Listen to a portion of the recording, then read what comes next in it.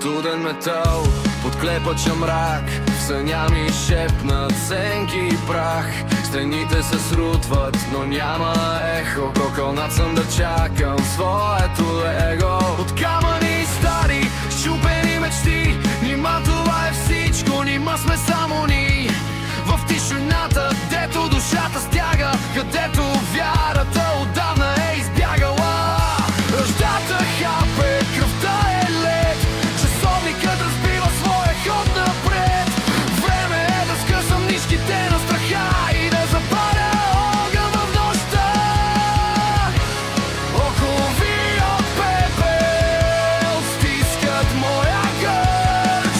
Аз съм вълкът, еброто, никой не превърна в мъртъв. Окови от пепел, викът ми е стоманен. Разбивам веригите на миналото. Аз съм възроден, несломен. Хиляди лица, без име и без глас, слизат в бездната, изгубени в час. Те хранят чудовището със своето мълчание, дават власт на робството и пълното отчаяние. Но в моята зеница пламъка не гасне. Аз ще бъда този, който ще разкаже как от локи стават ново оръжие и как от мрака израства светло мъчение. Окови от пепел стискат моя гърч.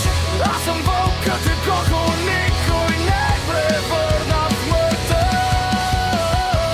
Окови от пепел, вика ми е стоманен. Разбием веригите на миналото. Аз съм възроден, несломен.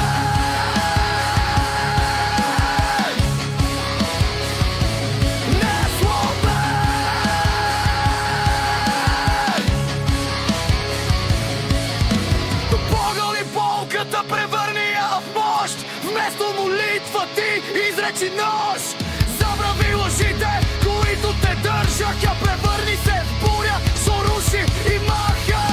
Крещендо, силен вокал. Няма печит в освещане.